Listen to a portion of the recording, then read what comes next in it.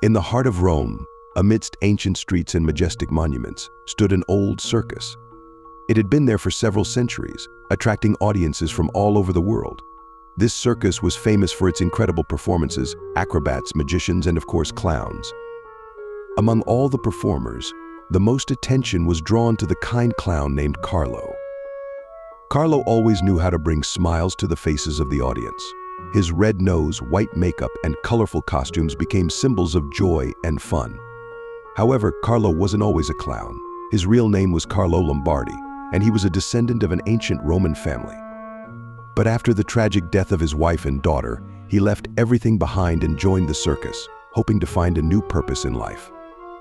One day, Carlo found an old book in a closed room of the circus warehouse. The book was wrapped in old red velvet, and it had no inscriptions.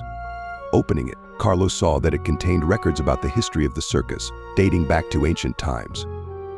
As he studied the pages, he learned that the circus had a dark side that none of the current performers even suspected.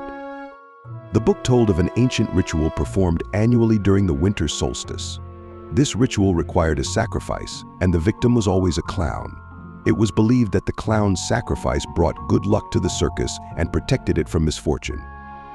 In exchange, the circus continued to exist and prosper. This ritual was carried out for centuries, but was eventually forgotten and turned into just another dark legend. Carlo was shocked by these revelations. He couldn't believe that his beloved circus was built on blood. However, the more he studied the book, the more he began to understand that this dark history might have a real foundation. The book also contained records of mystical signs that appeared on the circus walls before each ritual. The next day, Carlo decided to talk to the other circus performers, but they only laughed at his stories, considering them mere fabrications. Only the old circus caretaker, Giovanni, listened to Carlo seriously. Giovanni said he had once heard similar stories from his grandfather, but had never given them much thought. Carlo couldn't sleep at night, haunted by terrible visions. He saw ancient rituals where clowns were sacrificed, their souls drawn into a dark vortex. He saw blood flowing across the circus floor and heard the screams of victims echoing from the past. Each night, these visions became more and more real. One day, as Carlo was preparing for a performance, he noticed strange signs on the circus walls. They were the same as in the book. Carlo's heart pounded, and he felt a cold fear pierce his body. He knew the ritual could happen again, and this time the victim might be him. Carlo decided he must find a way to stop it. He began researching the archives of an ancient Roman library, where he found more information about the ancient ritual. It turned out that there was a way to break this bloody cycle. He needed to find a special artifact, an amulet hidden by one of the previous clowns who had tried to stop the ritual but died in the attempt. The amulet had to be hidden somewhere in the circus. Carlo began searching every possible place and finally found it in an old chest under the stage. It was an ancient medallion with a strange symbol that glowed with a blue light.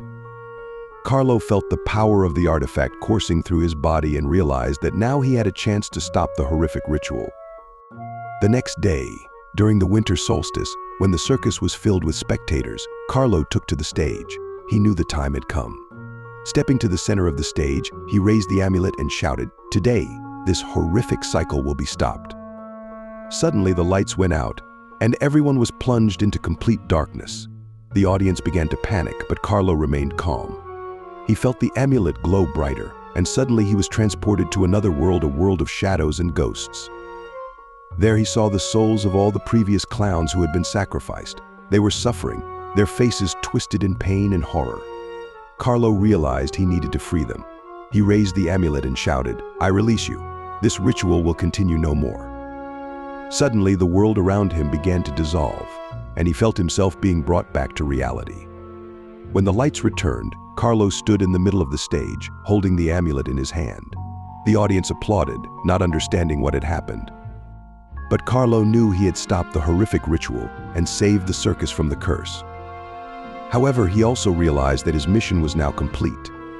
Carlo left the circus in Rome, setting out to find a new purpose in life.